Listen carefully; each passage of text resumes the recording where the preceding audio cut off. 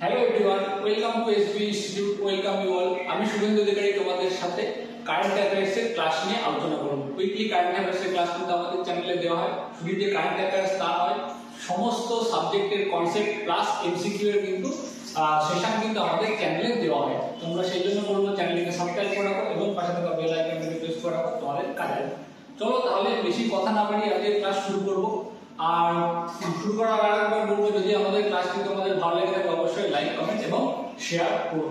চলো তাহলে দেখো প্রথমে কি আছে আমাদের আজকে উইকলি কারেন্ট অ্যাফেয়ার্স সিরিজ, যেটা 14 থেকে 2 জুলাই যে সপ্তাহটা, সেই সপ্তাহটার কারেন্ট অ্যাফেয়ার্স নিয়ে কিন্তু আজকের ক্লাসে আলোচনা। তাহলে দেখো খুব গুরুত্বপূর্ণ যেটা প্রথমে রয়েছে এসডিজি ইন্ডেক্স, তাই তো? এসডিজি ইন্ডেক্স কি? Sustainable development goals, sustainable development goals, তাই তো? এই এসডিজি ইন্ডেক্সটাকে মানে কারা আর কি দিয়েছে, সেটা হচ্ছে নীতি আয়োগ, তাই তো? খুব ভালো গুরুত্বপূর্ণ একটা জায়গা। কি যেটা হচ্ছে যে কি, অর্থাৎ টেকসই, যার বাংলাটা কি বলছে আমরা, টেকসই উন্নয়নের লক্ষ্যমাত্রা। এটি চতুর্থ টেকসই উন্নয়নের লক্ষ্যমাত্রা। তাহলে এই যে 2023-24 এর যে আর কি এসডিজি ইন্ডেক্সটা, সেটা কিন্তু চতুর্থ ইন্ডেক্স, তাই তো? চতুর্থ ইন্ডেক্স ভালো করে বুঝতে হবে, যা নীতি আয়োগ পেশ করেছে 2024 এর রিপোর্ট অনুযায়ী কেরালা রাজ্যটি, কোন রাজ্যটি? কেরালা রাজ্যটি এই সূচকের শীর্ষে রয়েছে, আর সর্বনিম্নে রয়েছে বিহার রাজ্যটি। আর অন্যদিকে আমরা যদি দেখি কেন্দ্রশাসিত অঞ্চলের ভিতরে এই সূচকের শীর্ষে রয়েছে পন্ডিচেরি কেন্দ্রশাসিত অঞ্চলটি, তাই তো? বোঝা গেল? প্রত্যেকটা জিনিস ভালো করে কিন্তু বুঝতে হবে, উড়িয়ে ফেললে কিন্তু হবে না। তারপরে দেখো নেক্সট কি আছে।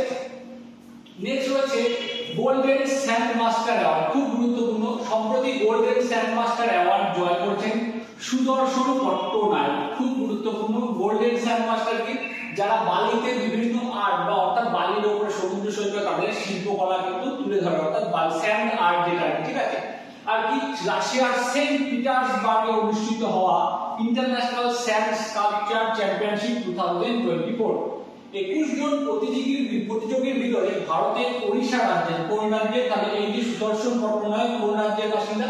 ওড়িশা রাজ্যের। কি করেছেন? যিনি এই পুরস্কারটি পেয়েছেন। কোন পুরস্কারটি? Golden sand master award. তিনি 12 ফুট লম্বা রথ তৈরি করেছিলেন এবং যাতে প্রভু জগন্নাথ দেবের সওয়ার ছিলেন, তাই তো? এটা কিন্তু তাহলে এই যে সুদর্শন পট্টনায়ক যে গোল্ডেন স্যান্ড মাস্টার অ্যাওয়ার্ড পেয়েছেন, তিনি তাতে কি তৈরি করেছিলেন?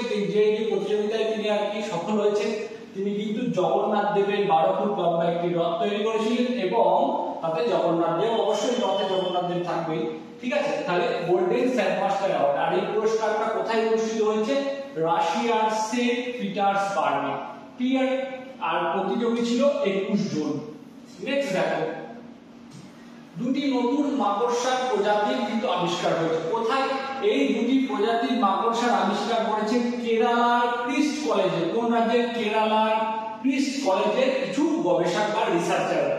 এই মাকড়সা দুটির নাম, একটির নাম হলো কি হ্যাবারোসেস্টাম স্বামীনাথন, আর কি হ্যাবারোসেস্টাম বেঞ্জামিন। দুটো জিনিস, হ্যাবারোসেস্টাম স্বামীনাথন। স্বামীনাথনকে এমএ আমরা প্রত্যেকে জানি, এমএ স্বামীনাথন হলো গ্রিন রেভলিউশনের জনক বা ফাদার অফ গ্রিন রেভলিউশন বা সবুজ বিপ্লবের জনক। আর এই যে বেঞ্জামিন, এই বেঞ্জামিন হলেন কি শ্রীলঙ্কার একজন অত্যন্ত প্রসিদ্ধ এই যে মাকড়সা বিষয়ক, তাই তো? আর কি বিশেষত মাকড়সাগুলি আবিষ্কার হয়েছে পশ্চিমঘাট পর্বতমালার জঙ্গলে। তাহলে মাকড়সাগুলি কেরালা রাজ্যের পশ্চিমঘাট পর্বতমালার জঙ্গলে কিন্তু আবিষ্কার হয়েছে। চলো নেক্সট দেখো কি আছে। বলছে সংবিধান হত্যা দিবস, খুব গুরুত্বপূর্ণ। সংবিধান হত্যা দিবস, সংবিধান হত্যা দিবসটি কবে পালিত হচ্ছে? সম্প্রতি কেন্দ্রীয় সরকার সংবিধান হত্যা দিবস পালন করার সিদ্ধান্ত নিয়েছে 25শে জুন দিনটিতে। কত তারিখে? 25শে জুন দিনটিতে সংবিধান হত্যা দিবস হিসেবে পালন করা হবে। আগামী বছর অর্থাৎ 2025 সাল থেকে এই দিনটি পালন করা হবে। এই দিন পালনের উদ্দেশ্য 1975 সালে যে ইন্দিরা গান্ধী প্রধানমন্ত্রীতে যে ন্যাশনাল এমার্জেন্সি হয়েছিল, অর্থাৎ যে অভ্যন্তরীণ জটিলতা সংক্রান্ত যে এমার্জেন্সি, অর্থাৎ 352, আমরা জানি যে ভারতীয় সংবিধানের 352 ধারা অনুযায়ী যে আর কি অভ্যন্তরীণ জটিলতা সংক্রান্ত যে অর্থ তখন কি করা যায়, যে রাষ্ট্রপতি শাসন জারি করা বা ন্যাশনাল এমার্জেন্সি ঘোষণা করে দেওয়া যায়, তখন কিন্তু প্রধানমন্ত্রী ছিলেন ইন্দিরা গান্ধী। তার এই যে তৎকালীন পরিস্থিতি, যে মানুষের এই যে সংবিধানকে এইভাবে মানে অভ্যন্তরীণ জটিলতা কখনো যখন মানে অশান্তি সৃষ্টি হয়, তখনই যখন নাকি মানুষ সংবিধানকে লঙ্ঘন করে, সেই দিনটাকে কমিমেমোরেট করা বা স্মরণ করার জন্য কিন্তু এই যে 25শে জুন দিনটাকে কিন্তু কেন্দ্রীয় সরকার 2025 সাল থেকে বা আগামী বছর থেকে কিন্তু কি সংবিধান হত্যা দিবস হিসাবে কিন্তু পালন করবে ঘোষণা করেছে। নেক্সট দেখো বহুজাতিক মহড়া, খুব গুরুত্বপূর্ণ। একটা হচ্ছে দ্বিপাক্ষিক মহড়া, অর্থাৎ দুটি দেশের মধ্যেকার বহুজাতিক মহড়া কি অনেকগুলি দেশ তাতে অংশগ্রহণ করবে। কি সেই মহড়াটির নাম হচ্ছে পিচ ব্ল্যাক। এই পিচ ব্ল্যাক মহড়াটি হলো বহুজাতিক বিমান বাহিনী মহড়া। এই মহড়াটিতে যোগ দিয়েছে ভারতীয় বিমান বাহিনীর 11 জুলাই অস্ট্রেলিয়ার ডারউইন বেস ক্যাম্প। অর্থাৎ এই যে মহড়াটি কোথায় অনুষ্ঠিত হচ্ছে, মহড়াটি কিন্তু অনুষ্ঠিত হচ্ছে অস্ট্রেলিয়াতে। সেখানে ভারতীয় বিমান বাহিনী পৌঁছেছে অস্ট্রেলিয়ার যে বেস, সেটা হচ্ছে ডারউইন বেস ক্যাম্পে। আর 2025-24 সালে এই যে পিচ ব্ল্যাক মহড়াটি 43 বছরের সবচেয়ে বৃহত্তম মহড়া হতে চলেছে। কারণ এই যে 2024 সালের মহড়াটিতে কিন্তু 20টি দেশ কিন্তু অংশগ্রহণ করছে। মহড়াটি প্রথম অনুষ্ঠিত হয় 1983 সালে। মহড়াটি প্রথম অনুষ্ঠিত হয় 1983 সালে। বুঝা গেল? এই তখন কিন্তু অস্ট্রেলিয়া এবং ইউএসএ, অর্থাৎ তখন কিন্তু প্রথম যখন অনুষ্ঠিত হয় তখন কিন্তু দ্বিপাক্ষিক মহড়া ছিল, অর্থাৎ যে দুটি দেশের মধ্যে অস্ট্রেলিয়া এবং ইউএসএ এর মধ্যে কিন্তু এই মহড়াটি অনুষ্ঠিত হয়েছিল। 2024-এ কিন্তু কতগুলি দেশ অংশ নিচ্ছে? 20টি। তাহলে কোশ্চেন আমাদের দিতে পারে যে 2024-এর যে পিচ ব্ল্যাক মহড়াটিতে কতগুলি দেশ অংশগ্রহণ করছে? 20টি দেশ অংশগ্রহণ করছে। আরো একটি গুরুত্বপূর্ণ বিষয়, তাতে কিন্তু 2024-এর যে পিচ ব্ল্যাক মহড়া, এই মহড়াতে কিন্তু ভারতীয় বিমান বাহিনীর যে মহিলা চালক, সে কি ভাবনা কান্ত কিন্তু এখানে কিন্তু অংশগ্রহণ করছেন। তারপর দেখো কসপার অ্যাওয়ার্ড 2024।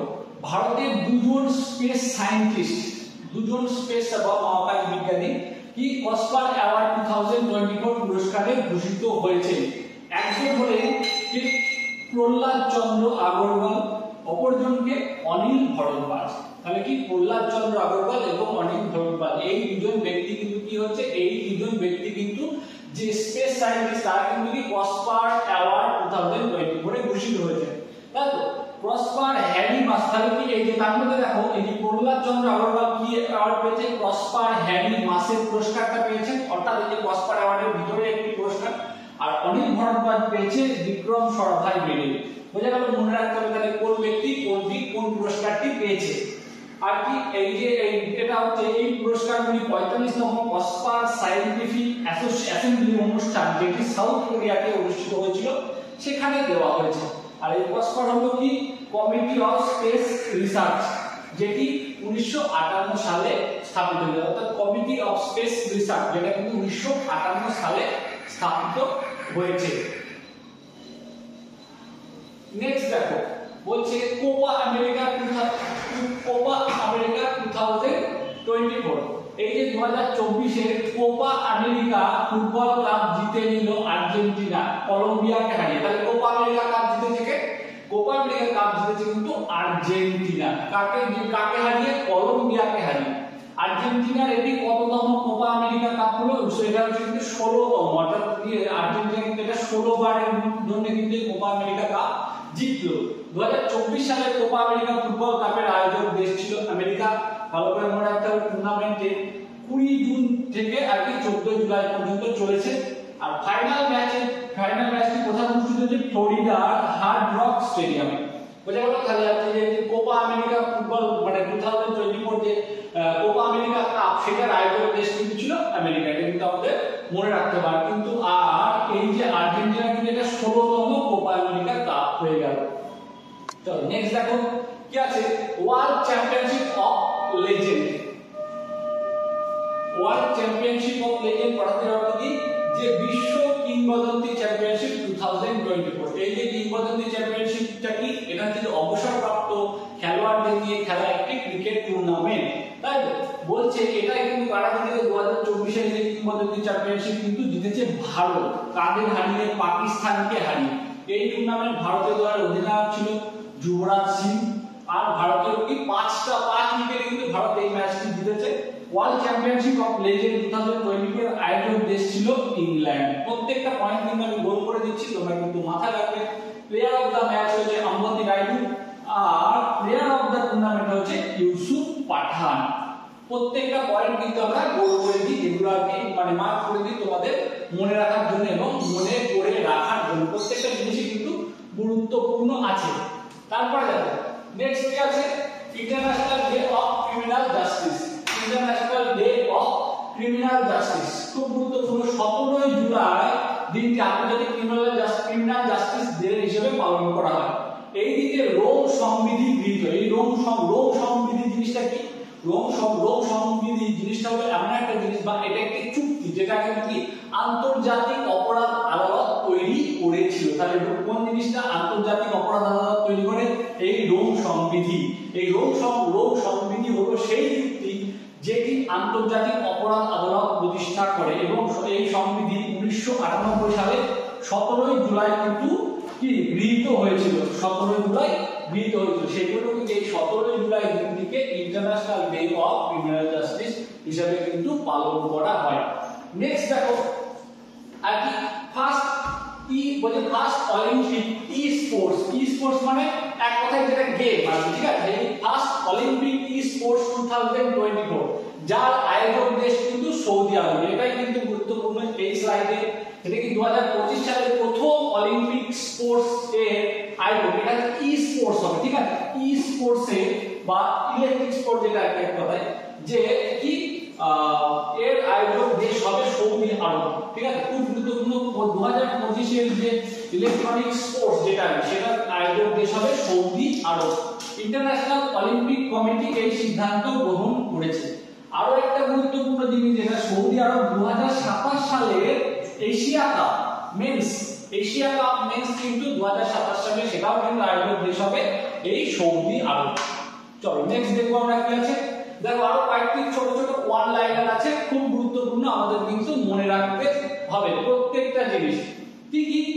প্রথম হচ্ছে প্রতিবন্ধীদের জন্য প্রথম ইউনিভার্সিটি চালু হচ্ছে ঝাড়খণ্ডে। খুব গুরুত্বপূর্ণ। প্রতিবন্ধীদের জন্য, তাহলে যদি আমাদের কোশ্চেন আছে প্রতিবন্ধীদের জন্য ইউনিভার্সিটি চালু হচ্ছে কোন রাজ্যে? আর বলবো ঝাড়খণ্ডে। আর কি? বিশ্বের প্রথম হাইড্রোজেন চালিত জাহাজ যার নাম কি এমভি সি চেঞ্জ। একটু এখানে একটু স্পেস হবে, এমভি সি চেঞ্জ, ঠিক আছে। তাহলে হাইড্রোজেন চালিত জাহাজ বা তৈরি। আর কি? পশ্চিমবঙ্গে সরি এটা ভুল হয়েছে, এটা ডিজিপি হবে, ঠিক আছে। এটা ডিজিপি পদে পুনরায় বহাল হলেন রাজীব কুমার, ঠিক আছে। যিনি আর কি পূর্বে ছিলেন, তিনি কিন্তু দেখো সঙ্গে ডিজিপি পদে পুনরায় বহাল হলেন রাজীব কুমার, ঠিক আছে। যিনি কিন্তু এই যে 19তম লোকসভা যে 18তম যে লোকসভা নির্বাচন আগে কিন্তু নির্বাচন কমিশন যাকে কিন্তু এই পদ থেকে সরিয়ে দিয়েছিলেন, ঠিক আছে। আর কি? পশ্চিমবঙ্গের আলিপুর চিড়িয়াখানায় প্রথম ব্রেল পদ্ধতিতে লিখিত বোর্ড লাগানো হলো। অর্থাৎ যে জন্তুগুলির সামনে যে তাদের যে খাতার সামনে যে ডেসক্রিপশন বোর্ড থাকে সেই বোর্ডগুলি কিন্তু প্রথম যে পশ্চিমবঙ্গের আলিপুর চিড়িয়াখানা সেই ডেসক্রিপশন বোর্ড কিন্তু ব্রেল পদ্ধতিতে লেখা হলো। তাহলে কিন্তু আমাদের কোশ্চেন দিয়ে দিতে পারে যে ভারতের কোন চিড়িয়াখানাতে কিন্তু যে ডেসক্রিপশন বোর্ড ব্রেল পদ্ধতিতে লেখা হলো। তাহলে কিন্তু আমরা বলবো পশ্চিমবঙ্গের আলিপুর চিড়িয়াখানা। চলো আজকে কিন্তু এটাই ছিল আমাদের ক্লাসের লাস্ট স্লাইড আশা করব। আর শেষ করার আগে বলবো তোমরা আমাদের যে ক্লাসটি যদি তোমাদের ভালো লেগে থাকে অবশ্যই চ্যানেলটিকে তোমরা সাবস্ক্রাইব করো এবং পাশে থাকা বেল আইকনটিকে প্রেস করো। আর যদি তোমাদের কোথাও বুঝতে অসুবিধা হয়ে থাকে বা কোথাও জানতে কোথাও তোমাদের কোশ্চেন থেকে থাকে তাহলে কিন্তু তোমরা আমাদেরকে কমেন্টে জানাবে। তবে দেখা হচ্ছে পরবর্তী ক্লাসে। Thank you for watching us.